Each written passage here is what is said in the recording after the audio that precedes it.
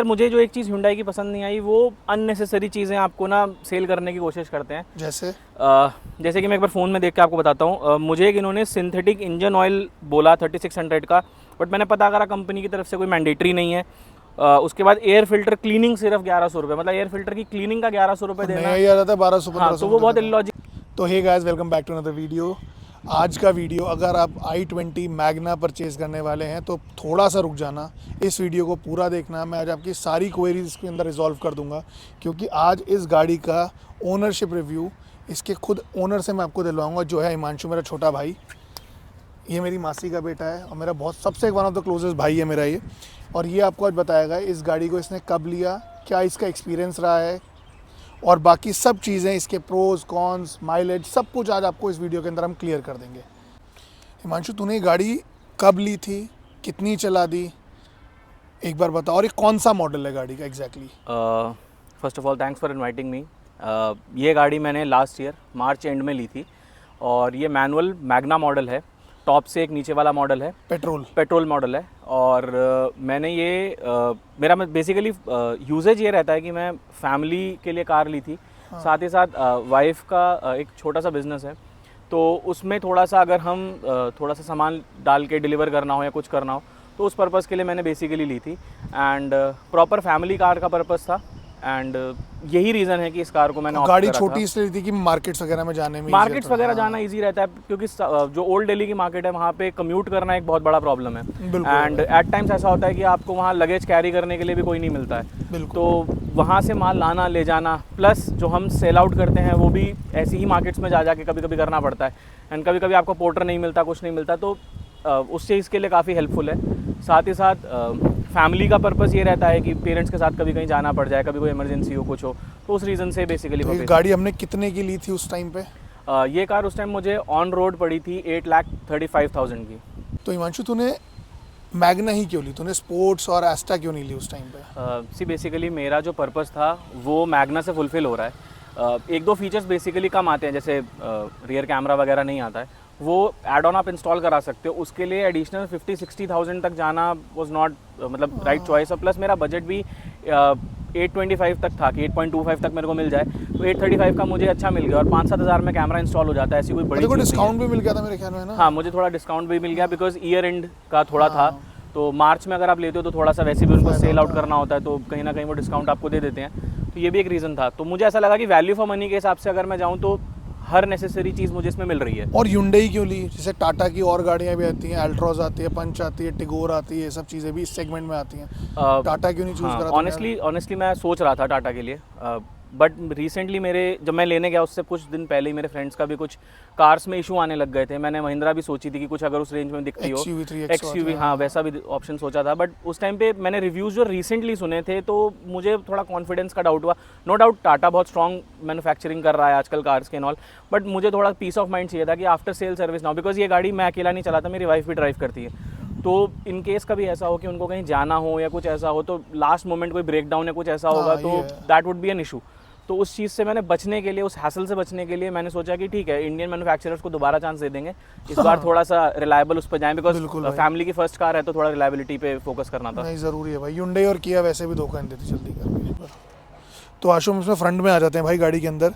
तुझे इसका हेडलाइट का सेटअप कैसा लगा? मतलब क्योंकि इसमें हैलोजन आता है, कुछ चेंज कराया है कि मतलब उसी पे चला रहा है? नहीं, सेटअप चेंज कराना पड़ा। मैंने इसमें बेसिकली दो चीज़ें ही चेंज कराई हैं, एक तो हेडलाइट और दूसरा है हॉर्न।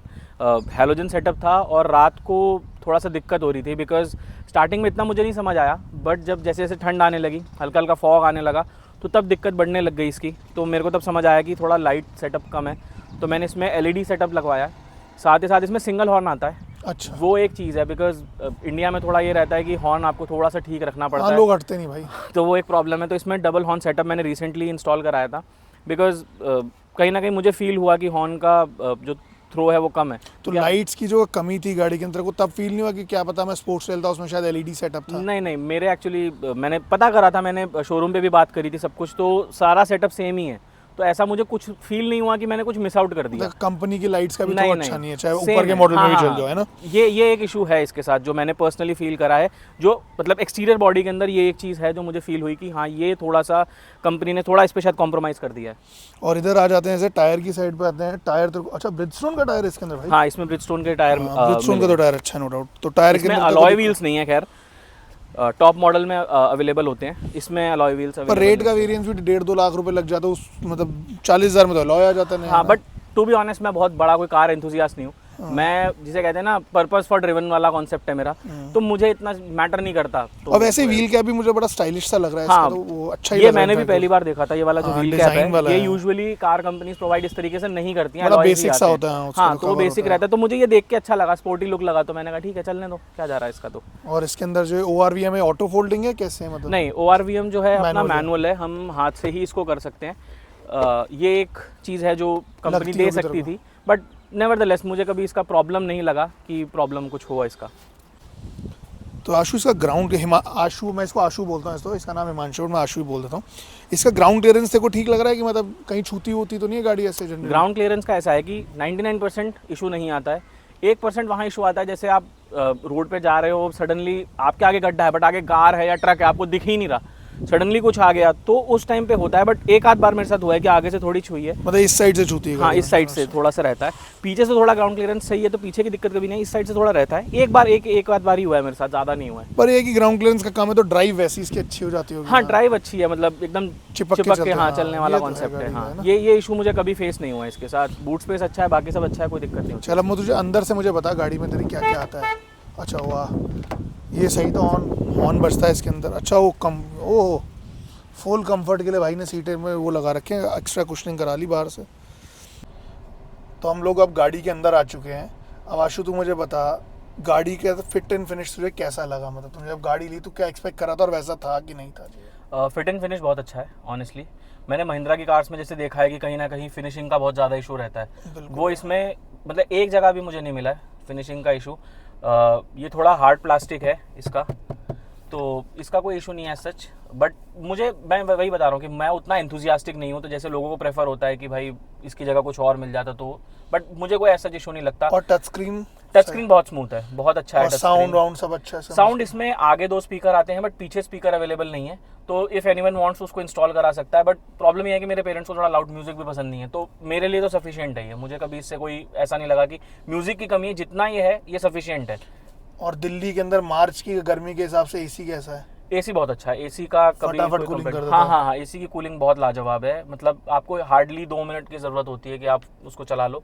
एसी की कूलिंग बहुत अच्छी है और कोई कंप्लेंट भी नहीं है सच, मुझे ना पहले आई ना भी आई। इसमें फ्रंट और रियर में डिफॉगर आ रहा है तेरे पास? नहीं, रियर डिफॉगर इसके अंदर नहीं है। रियर डिफॉगर हाँ, रियर डिफॉगर मिसिंग है। और फ्रंट में तो है डिफॉगर? फ्रंट में है, फ्रंट में तो अवेलेबल कभी है। डिफॉगर वाला इशू तो नहीं फील हुआ कभी? डिफॉगर वाला इशू ठंड में 1-2 बार फील हुआ है, रियर में जो हाँ रियर में 1-2 बार फील हुआ है। बट नेवरदलेस वो एक चीज़ है जो आप थोड़ा अगर मतलब सेफली ड्राइव करोगे या आराम से चलोगे या उस टाइम पे ड्राइव करना अवॉइड करोगे तो आपको प्रॉब्लम नहीं देगा। बट हाँ, दैट्स अ मिस, वो चीज़ है। अगर टॉप मॉडल है तो उसके अंदर अवेलेबल है ये। और क्रूज कंट्रोल आता है इसमें? क्रूज कंट्रोल नहीं है, एंड टू बी ऑनेस्ट मेरी सिटी ड्राइव रहती है। I am not a very मतलब समवन जो हाईवे पे ट्रैवल करता हो, कम्यूट करता हो डेली, तो मेरा वैसा नहीं रहता, तो मुझे क्रूज कंट्रोल ऐसा कोई मिसिंग नहीं लगता।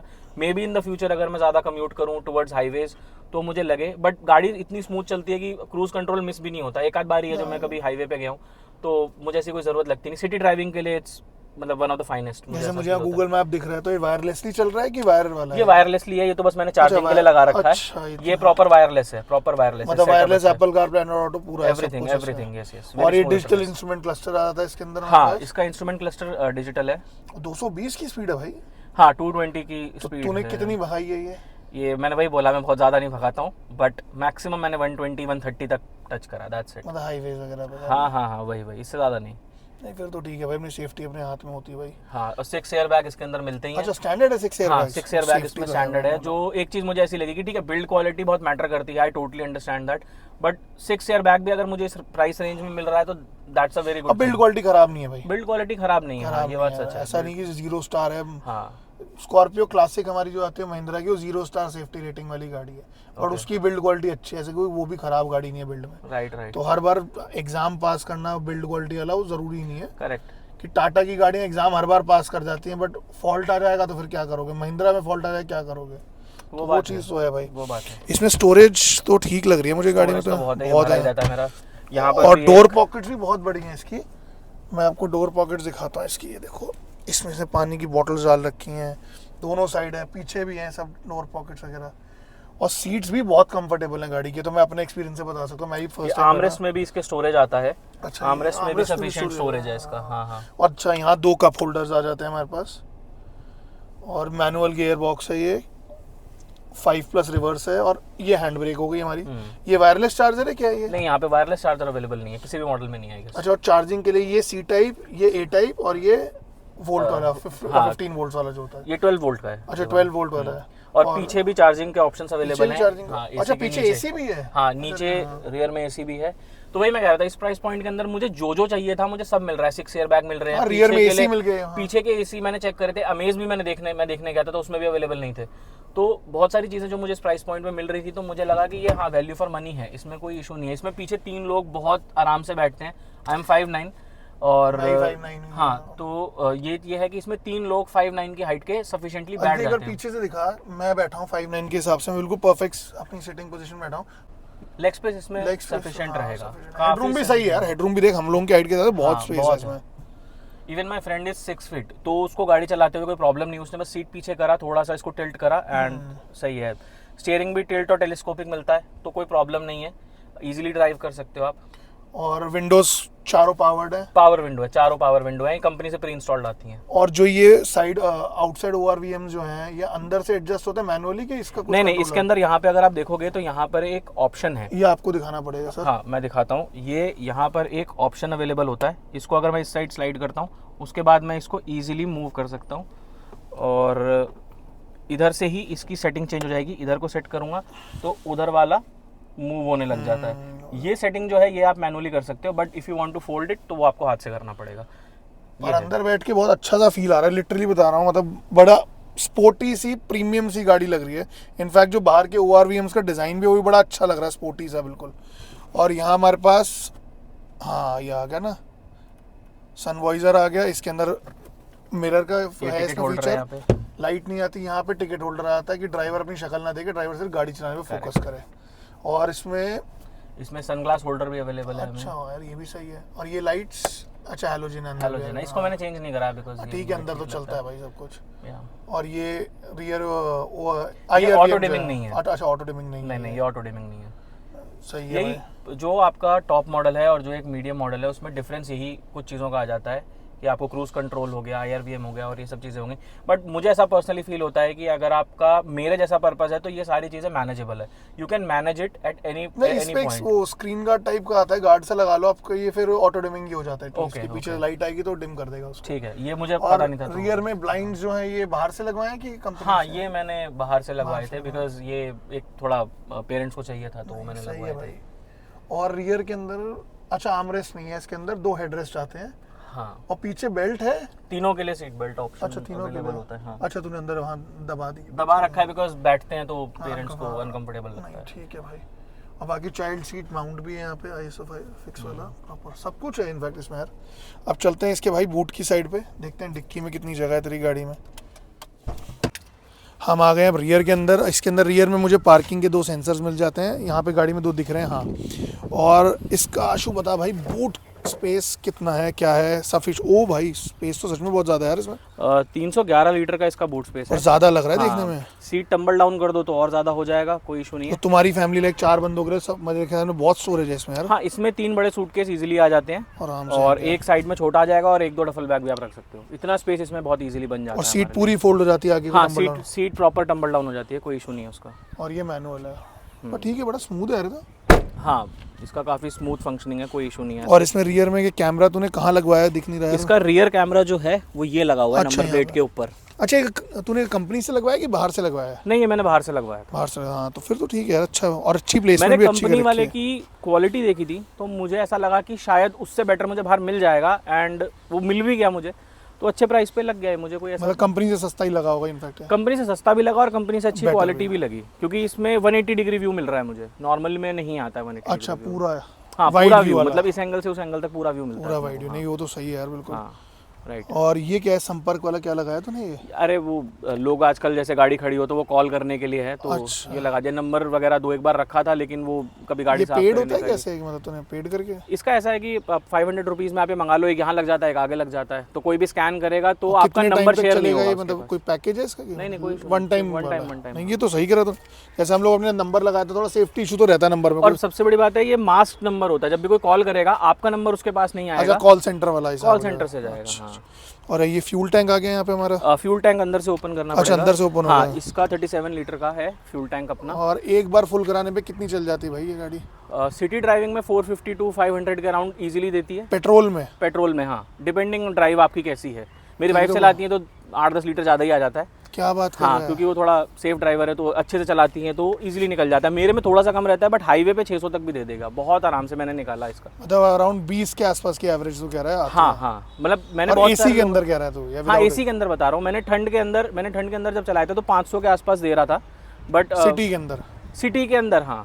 और ठंड हाईवे के में अंदर हाईवे पे 650? जाओगे तो 600 आराम से दे रहा है। अच्छा, फिर तो अच्छा है यार, एवरेज तो बहुत अच्छी है इस गाड़ी की। बहुत सारे लोग i20 के लिए कंप्लेंट करते हैं कि परफॉर्मेंस ड्रिवन कार है, माइलेज नहीं देती है, but by grace of God मेरे को तो कभी इशू नहीं आया। मैं जितना भी इसको चलाया है मुझे माइलेज का प्रॉब्लम ऐसा नहीं फील हुआ है। तेरे को कभी गाड़ी की परफॉर्मेंस में कभी कोई दिक्कत लगी हुई, जैसे कभी गाड़ी चढ़ाने में, उतारने में? हाँ, हिल में कभी गया हो पहाड़ों पे तो उसमें लगा नहीं हो मैं कभी? पहाड़ों पे तो नहीं गया हूँ, बट जो कुछ स्टीप हाईवे होते हैं उसमें अगर पूरी फैमिली है प्लस थोड़ा सामान लोड करा हुआ है तो मुझे एट टाइम्स ऐसा फील होता है कि थोड़ा सा पावर अगर और होता, क्योंकि 1 लीटर इंजन है, अगर 1.5 होता है कुछ होता तो पावर ऑब्वियसली बढ़ जाती है। टर्बो तो होता वो- तो हाँ, तो फिर तो वो बहुत बेटर हो जाता। बट ठीक है, फैमिली ड्रिवन कार है, बजट के हिसाब से सही है, Smooth है, मैनेज कर सकते हो आप। तो आशु, इसमें अपने पास जो इसकी मेंटेनेंस कॉस्ट है इस गाड़ी की, वो क्या आती है लगभग? क्योंकि मेरे ख्याल में तेरी फर्स्ट सर्विस हो चुकी है। हाँ, फर्स्ट सर्विस फ्री में था, उसमें तो वॉशिंग वगैरह करके दे देते हैं। सेकंड सर्विस अभी जस्ट मैंने कल ही कराई है। हाँ। और इसके अंदर मुझे जो एक चीज़ Hyundai की पसंद नहीं आई, वो अननेसेसरी चीज़ें आपको ना सेल करने की कोशिश करते हैं। जैसे? जैसे कि मैं एक बार फ़ोन में देख के आपको बताता हूँ। मुझे एक इन्होंने सिंथेटिक इंजन ऑयल बोला 3600 का, बट मैंने पता करा कंपनी की तरफ से कोई मैंडेटरी नहीं है। उसके बाद एयर फिल्टर क्लीनिंग सिर्फ 1100 रुपये, मतलब एयर फिल्टर की क्लीनिंग का 1100 रुपये देना। नया ही आ जाता है 1200 हाँ, 1500। तो वो बहुत इलॉजिकल मुझे लगा, तो मैंने सिंथेटिक ऑयल हटवा दिया था, नॉर्मल नॉर्मल करवा दिया। प्लस मैंने एयर फिल्टर जो क्लीनिंग था, मैंने बोला इसको आप क्लीनिंग का 1100 रुपये ले रहे हो, दैट डजंट मेक सेंस। तो मैं बाहर से वैसे ही 100-200 रुपये में 300 रुपये में करा लूँगा, कोई बड़ी चीज़ नहीं है। तो वो एक हटा दिया था। साथ में मैंने व्हील अलाइनमेंट और बैलेंसिंग जो मेरे को ज़रूरी लगी, बिकॉज मुझे थोड़ा सा लगा था कि अलाइनमेंट हिला हुआ है, मैंने वो कराया। और एक तो बता रहा था ब्रेक ड्रम क्लीनिंग वाला भी था। हाँ, एक वो उन्होंने व्हील ड्रम केयर वगैरह कर दिया था, वो जो मुझे यूजलेस लगा, मैंने वो भी हटवा दिया था। मैंने पता करा था कंपनी में और भी जगह पे। ड्रम ब्रेक जो उसको क्लीन करने के पैसे कितने मांगे थे उन्होंने? उन्होंने मांगे थे मेरे से ऑलमोस्ट 950 रुपये, सिर्फ क्लीन करने के? सिर्फ क्लीन करने के। हाँ, तो वो भी मतलब 1100 और 950, 2000 में सिर्फ गाड़ी के 2 पार्ट क्लीन करने क्लीन करेंगे। और 3600 रुपये का सिंथेटिक ऑयल था। तो कई जगहों पे मेड पूरे महीने काम करती थी 2000 में। वो बात सच वो भी है, सफाई। हाँ वो बात सच है। ये ऑलमोस्ट मेरे को 7500 प्लस 18% GST का उन्होंने बिल बना दिया था। तो और लास्ट में जब तूने ये सब हटवाया तो तेरा कितना? 4000 में हो गया था। 4000 प्लस GST जो था मेरा, वो इतने में हो गया था, इसीलिए हो गया था। 4000 इंक्लूडिंग जीएसटी की एक अलग? Plus GST। अच्छा, प्लस जीएसटी, मतलब वही 3000 बच गया। हाँ, क्योंकि एक आध पार्ट भी खराब था तो वो चेंज कराना पड़ा। वो तो चल ठीक है, वो तो जहाँ जरूरत है वहाँ तो करना हाँ, चाहिए। हाँ। बट वैसे तू सेटिस्फाइड था सर्विस से? क्या मैं नहीं सर्विस था? से सेटिस्फाइड हूँ, बट हाँ मेरा एक रिक्वेस्ट रहेगा Hyundai से कि कभी कभी आपको जब ज़रूरत होती है कि आप कंपनी पे रिलाय करो, तो आप इस तरीके से मत करो कि आप अपने टारगेट्स के लिए किसी भी रीज़न की वजह से अननेसेसरी चीज़ें कस्टमर को जस्ट सेल कर रहे हो, वो नहीं करना चाहिए। आई थिंक ये एक ट्रस्ट ब्रेक करने वाली बात होती है, क्योंकि मुझे Hyundai से कभी कोई परेशानी नहीं हुई है। जब भी मेरा उनसे बातचीत हुआ, जो भी कम्युनिकेशन था, it was very smooth and they were very helpful. Purchasing के टाइम में भी तेरा अच्छा एक्सपीरियंस था? हाँ, बहुत अच्छा एक्सपीरियंस था। मतलब उन्होंने मेरे को कुछ भी हाइंडसाइट में नहीं रखा, जो भी था अपफ्रंट डिलीवरी थी, अपफ्रंट सब कुछ बताया गया, कोई प्रॉब्लम नहीं दी। और ये एक चीज़ थी जो मुझे उनकी तरफ से एक कमी लगी। और इसमें क्या वारंटी मिलती है तुझे Hyundai की साइड से? 2 इयर्स की मुझे वारंटी मिलती है। इलेक्ट्रॉनिक जो इक्विपमेंट्स हैं उनकी कम रहती है, आई एम नॉट श्योर कितनी है, 6 मंथ्स है 1 ईयर है, बट ओवरऑल 2 इयर्स की है। एक्सटेंडेड वारंटी भी मुझे उन्होंने बोला था लेने के लिए। इसी सर्विस में बोला था? हाँ, इस सर्विस पे मेरी बात हुई थी, मेरी पहले भी बात हुई है। तो अराउंड 2 इयर्स की उन्होंने मुझे 15,000 रुपीज़ की बोली थी कि आप ले सकते हो और एक्सटेंडेड उसमें क्या क्या होता है अराउंड? उसमें बहुत सारे एस्पेक्ट्स होते हैं। मैं आपको देख के बता सकता हूँ। चल तू फोटो शेयर कर दूँ, मैं स्क्रीन पे लगा मैं दूंगा, आपको लोग फोटो पढ़ दे लेंगे दूंगा। आराम से, देख हाँ हाँ, वो फोटो है मेरे पास, मैं आपको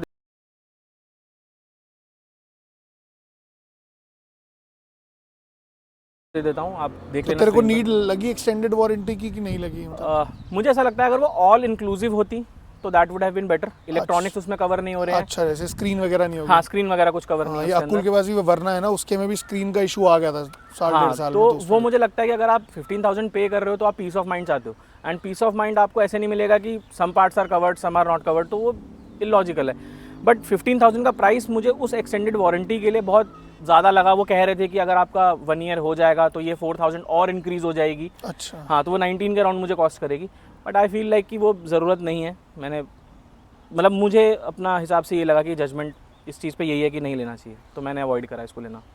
मतलब वैसे तू जो गाड़ी परचेज करने का तेरा एक्सपीरियंस बहुत अच्छा था, हाँ, बट सर्विस में तो को ये लगा कि सिर्फ लोग चीजें चिपका रहे हैं, वो थोड़ा गलत लगा। हाँ, बाकी काम अच्छा करा उन्होंने कि नहीं करा? काम बहुत अच्छा करा, काम अच्छा करा है। इनफैक्ट जब सर्विसिंग वगैरह हो गई तो उन्होंने बुलाकर हर एक चीज़ दिखाई, हर एक चीज़ की उन्होंने मतलब क्लीनिंग की और हर चीज़ की वीडियो भी भेजी है। एक ग्रुप बनाया प्रॉपर व्हाट्सएप का, उसमें सारी डिटेल्स शेयर करी हैं। एंड मैं खुद गया भी था। फर्स्ट टाइम तो मैंने पिक एंड ड्रॉप कराया बिकॉज क्लीनिंग ही थी। पिक एंड ड्रॉप फ्री होता है कि मतलब फ्री paid है, फ्री है, अच्छा, बोथ साइड फ्री है, कोई चार्ज नहीं है। ये बहुत रेयर चीज़ है, क्योंकि मैंने देखा है बहुत सारी कंपनीज आज के टाइम में पिकअप एंड ड्रॉप उनका पेड हो चुका है। मतलब वो घर से गाड़ी उठाने के पैसे लेंगे, छोड़ने के फिर पैसे लेंगे। तो नहीं, ये मुझे अच्छा लगा। Hyundai एक चीज़ का बहुत ध्यान रखता है कि आपका कस्टमर एक्सपीरियंस अच्छा रहे, बट मुझे नहीं पता कि सेल्स एग्जीक्यूटिव्स के माइंड में क्या आता है जब वो ये सारी चीज़ें पिच करते हैं। मे बी ईयर एंड है, उनका अपना टारगेट वगैरह होता होगा। तो ये सर्विस बाय अपॉइंटमेंट है कि वॉक इन वाला है इसमें? यूजुअली मेरे पास 1 मंथ पहले से प्रायर नोटिफिकेशंस आने लगे थे, कॉल्स आने लगे थे, तो मैंने उनको अपॉइंटमेंट बुक करा बिकॉज मेरे पास भी थोड़ा टाइम कंस्ट्रेंट है ऑफिस और बाकी सब चीज़ों की वजह से। तो मैंने अपॉइंटमेंट बुक करा था।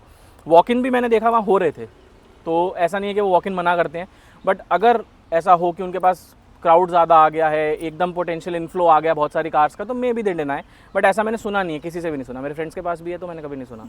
तो मैं आपको गाइस इसका दिखाता हूँ इंजन बे।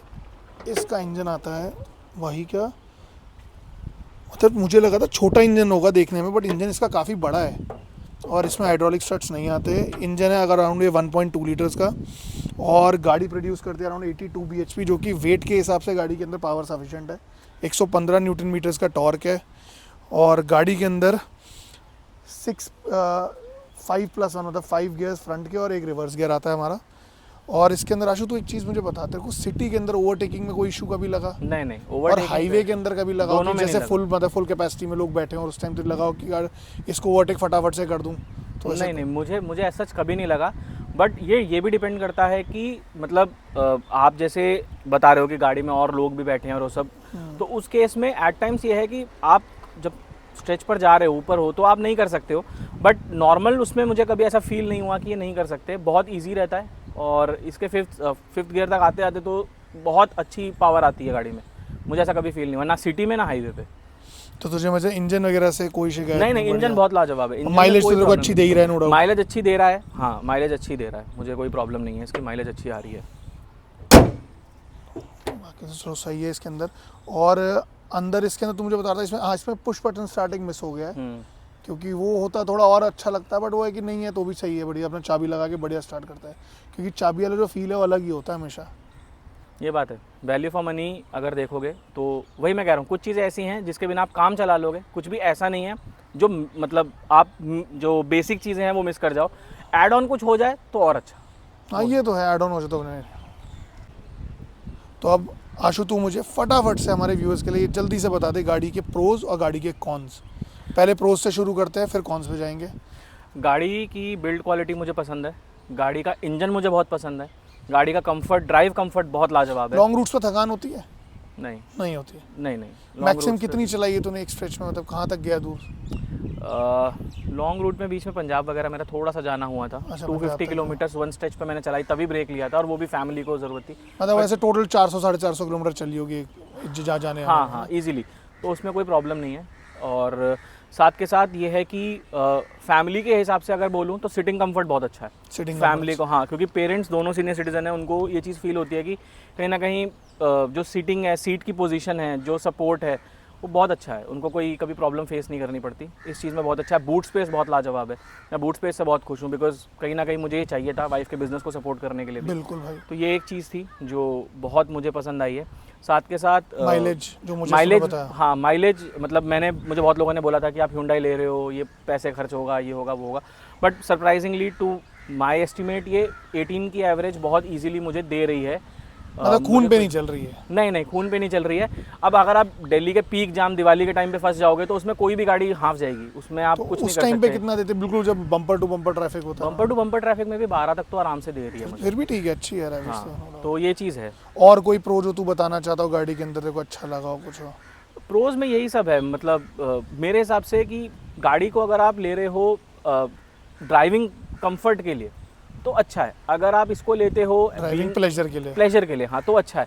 बट अगर आप ऐसा लेते हो कि आपको इसमें एड ऑन चीज़ें भी बहुत कुछ चाहिए तो मे बी आप डिसअपॉइंट हो सकते हो, बिकॉज ये मॉडल आपको वैल्यू फॉर मनी ही मिलेगा। एड ऑन के लिए आप या तो टॉप मॉडल पे जाओ और इधर गो फॉर वेन्यू, क्रेटा और समथिंग, अगर Hyundai में ही जाना है। अच्छा, कॉन्स पे जाने से पहले तू मुझे एक चीज़ बता, तू लोगों को रेकमेंड करेगा एक गाड़ी लेने के लिए? बिल्कुल मतलब तू सेटिस्फाइड 100%? करेक्ट, क्योंकि 835 का तो मुझे प्राइस मिला है, 65,000 का प्राइस इस पर कट हो गया टैक्सेस की वजह से। जीएसटी कट जो है। करेक्ट। तो अब अगर उस पर आप आओगे तो कहीं ना कहीं ये 7.8 7.6 के आसपास आपको मिलेगी। इस प्राइस रेंज में मुझे नहीं लगता कि आपको कोई भी और कार इतना वैल्यू फॉर मनी दे पाएगी। बाकी आप जैसे एक्सपर्ट्स के ऊपर है, वो ज़्यादा बता सकते हैं कि कौन सी कार बेटर है, but I don't think so कि कोई और कार मुझे इस एरिया में बाकी सारी चीज़ें कम्प्लीटली फॉलो करती मिलती। और अब इसके कॉन्स पे आ जाते हैं, तो क्या कॉन्स रहेंगे? कॉन्स बहुत ज़्यादा नहीं है, कॉन्स कुछ ही हैं। पहला, इसमें एक तो जो बैक कैमरा कंपनी ने इंस्टॉल कर नहीं दिया था, वो एक मुझे लगा कि ये एक बेसिक चीज़ है। बैक कैमरा आजकल बहुत बेसिक है। प्लस साथ में इसका क्या कहते हैं, ग्राउंड क्लियरेंस थोड़ा सा इंप्रूव हो सकता है।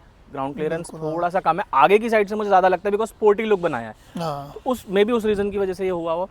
प्लस एक रियर डिफॉगर जो हम पहले rear बात defogger। कर रहे थे। रियर डिफॉगर एक था कि आपको सर्दियों में आप निकल नहीं सकते, आप नॉर्थ इंडिया में रहते हो, दिल्ली में रहते हो, सर्दी का आपको फेस करना ही पड़ता है 4 to 5 मंथ्स, हाँ। तो वहाँ पे ये काम आ जाता है। प्लस एक ऑटो डिमिंग IRVM, ये एक है।